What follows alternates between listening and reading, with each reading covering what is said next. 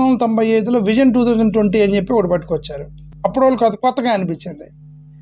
తర్వాత 2014లో విజన్ 2029 అన్నారు.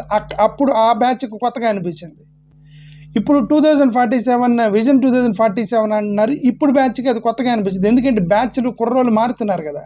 1998లో విజన్ 2020 అని చెప్పేసి ఒక డాక్యుమెంట్ సృష్టించడానికి ఒక కన్సల్టెన్సీకి ఆ రోజుల్లో 2.5 కోట్ల రూపాయలు చెల్లించి 337 పేజీలతో ఒక డాక్యుమెంట్ తయారు చేసి, ఈ విజన్ డాక్యుమెంట్ ఏమో కానీ ఇప్పటి వరకు దాదాపుగా 54 పైగా ప్రభుత్వ సంస్థలను ప్రైవేట్ పరం చేసినటువంటి ఘనత చంద్రబాబు నాయుడు గారికి ఉందట.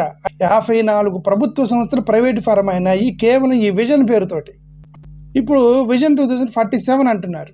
దీన్ని కూడా 232 పేజీలు డాక్యుమెంట్ చేశారు. ఇప్పుడు ఈ డాక్యుమెంట్ చేసింది ఎవరు?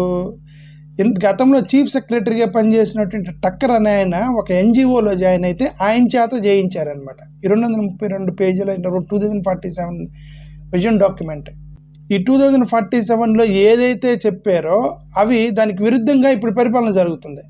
పేదరికం లేని సమాజం, ఉపాధి ఉద్యోగ కల్పన, నైపుణ్యం, మానవ వనరుల అభివృద్ధి, నీటి భద్రత, సాగులో సాంకేతికత, అత్యుత్తమ లాజిస్టిక్స్, వ్యయ నియంత్రణ, నాణ్యమైన ఉత్పత్తులు, స్వచ్ఛాంధ్ర, డీప్ టెక్నాలజీ, ఇవన్నీ కూడా ఈ విజన్ 2047లో రాశారు. ఇప్పుడు మొన్న డాక్యుమెంట్లో